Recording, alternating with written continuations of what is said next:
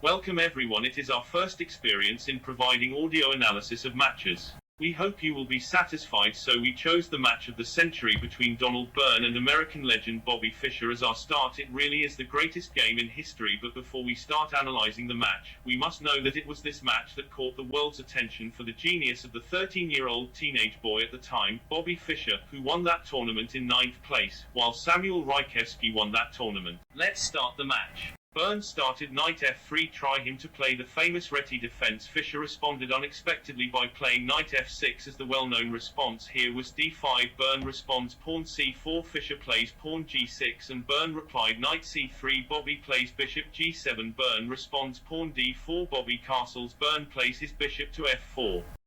And here Bobby Fischer chooses to play the Grunfeld defense with his famous move d5. Here, the teenage boy expressed his intent to attack the most popular American star at the time, the great international master, Donald Byrne, despite the difference in age and experience. Byrne replied queen b3. Fischer captures a pawn on c4. It is an important move to pause on a little about.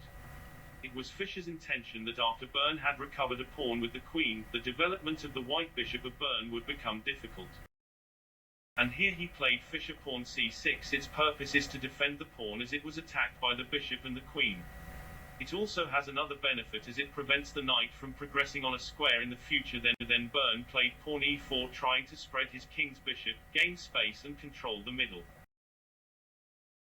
Fischer reply knight d7, wants to play knight b6 to play Byrne rock d1. Byrne wants from this move to try to push the pawn on d4 in order to press the d5 square to press Fischer to give up his powerful c6 pawn and open a file for the queen and a file for the rook.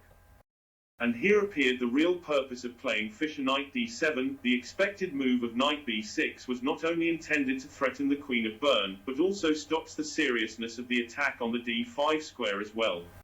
And here we must bear in mind that the search engine preferred the b6 queen move here. Byrne responded by moving the queen of c5, which is the move that the search engine preferred in its place, queen b3, but Byrne's move had a meaning that we will see soon.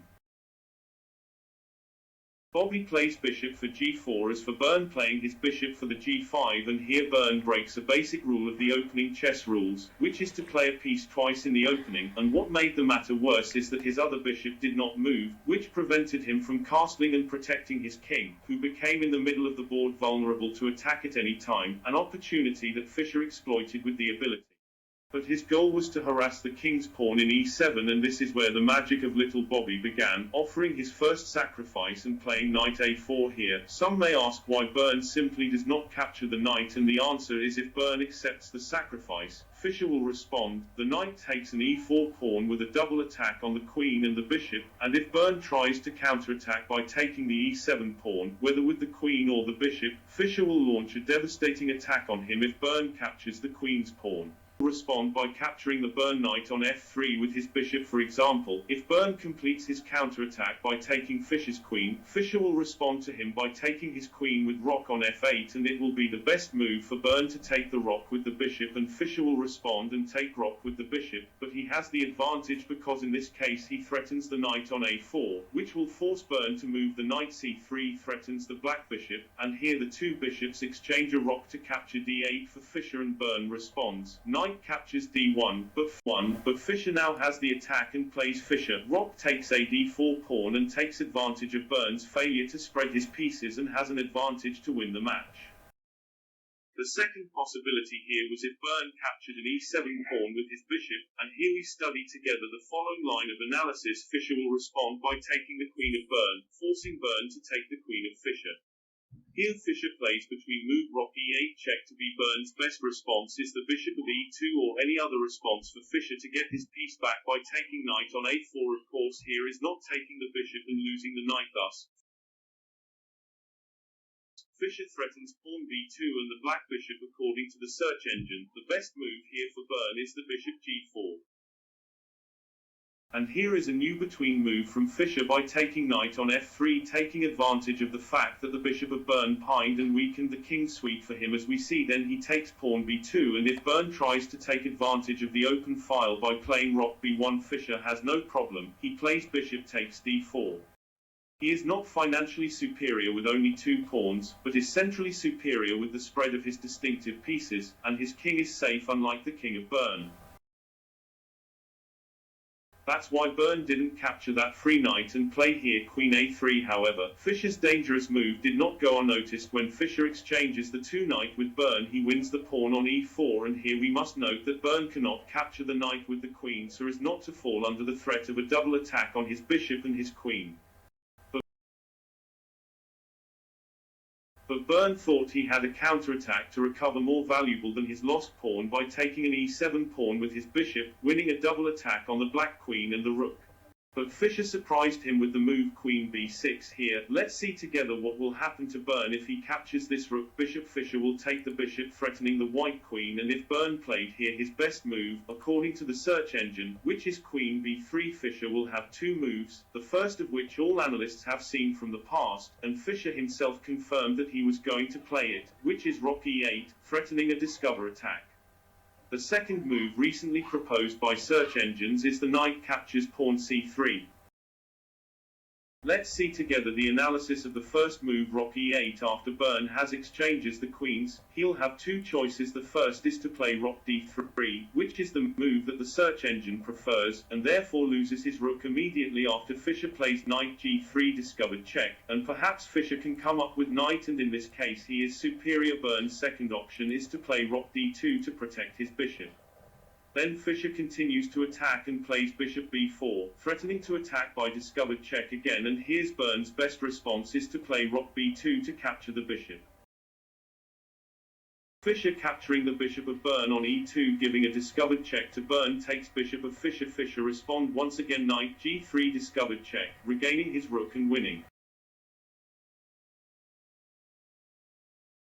The search engine move, we analyze it now. Fischer plays knight capture pawn c3. Of course, Byrn wouldn't be able to capture the knight by his queen would be pinned by the move bishop b4, so Byrn's best move is to exchange queens and then try to defend the a2 pawn with rook a1. Black plays bishop b4, threatening a discovered check. White plays bishop d3. Black again plays knight takes pawn a2 discovered check to be the best move for the white. Rook f1. Black continues his attack bishop c3. White layered rook b1. White response rook b1. The situation is neutral, unlike the first move.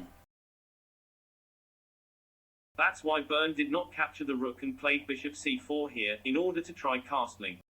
Fischer is responded with an offer to a new sacrifice knight captivate c3. If Byrn tries to capture that knight, Fischer returns any of the rook c8 and gets that bishop in return. So Byrn made a seemingly nice counterattack and played bishop c5. Now it looks like he's threatening the knight and the queen at the same time. Fischer responded rook f8 check, king f1. Now Fischer made the move that caused this match to be called the match of the century, playing bishop e6. Now, in order to feel the greatness sacrifice, we shall study what ideas Byrn had. First, if plays bishop captures bishop, Fischer wins 6 compulsory moves as follows: queen b5 check, bishop c4, queen captivate bishop check, king g1, knight e2 check, king f1, knight g3 check, king g1, queen f1 check, king captures queen, knight e2 checkmate. Do you now know the benefit of the move rook f8 check? As for if Byrn plays here queen captures knight, Fischer returns queen captures bishop, taking advantage of a pinned pawn d4. In fact, as we can see, that was the best move, as it would have secured Byrn a draw.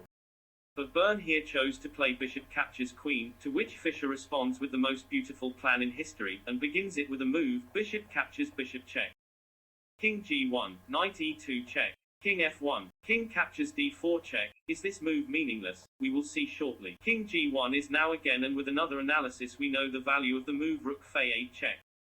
Knight e2 check. Of course Fischer has a chance of a draw by repeat check, but would the chess legend be satisfied with that? Of course not. Knight c3 check, king g1. Now Fischer has a chance to capture the rook, but he has another opinion and played pawn captures bishop with a threat to the queen. Now we know the value of the move knight captures d4. It opened the diagonal for the bishop of the Fischer king to protect his knight, so there is no move for Byrn other than queen b4 to threaten the bishop to respond to his now threatening rook. Now is Fischer content with taking the rook in exchange for the bishop? No, dear board in fire viewers. Fischer made another nice move and played rook a4, threatening the queen of Byrn and protecting his bishop, and of course his knight is threatening the rook and there is no way to protect her. Byrn played queen captivate b6. And here and now, Fischer captures rook with his knight. Now Fischer's got two bishops and rooks for a queen, which I think is a bargain, especially if we add to this that his pieces are perfectly positioned in an excellent offensive position and his king is secured, while the rook of Byrn is useless and his king is easily attacked. That's why Byrn's first concern was improving his king's position and his remaining rook and playing h3. Rook captures pawn. King h2. Knight captures pawn. Rook e1. Rook captivate rook. Queen d8 check. Bishop f8. Knight captures rook. Bishop d5. Knight f3. Byrn's situation is hopeless, but I think he was dazed by what that teenager did to him, and decided to complete the match in the hope that he would two moves of knight c5 and then knight d7, to threaten the pinned bishop. Fischer completes the match with the move knight e4. Queen b8 feels that Byrn is begging for anything, but Fischer, when he advances, deprives his opponent of any chance of surviving. b5, h4, h5 literally has no move for Byrn. Now Fischer insulting America's #1 darling. Knight e5, the threat is now knight d7. King g7 to unbind the bishop. King g8, bishop c5 check. If plays king h2, he loses by the move, bishop d6 fork queen and knight, and search engine gives the checkmate in 12 moves. If plays king h1, the match ends with 3 moves as follows: knight g3 check. King h2, knight f1 check. King h3, bishop capture g2 check. So Byrn played here king f1 to begin the journey of death with the following forced moves: knight g3 check. King e1, the search engine suggests here rook e2 check.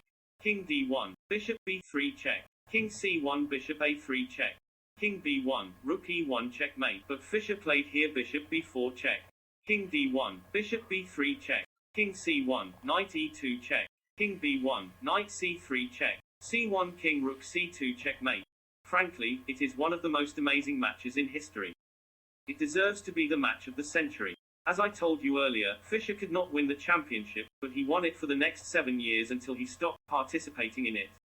I hope that you have liked the analysis, and that you have benefited from it. Do not forget to honor me by joining the channel, and pressing the like button, for with your support we will grow and continue.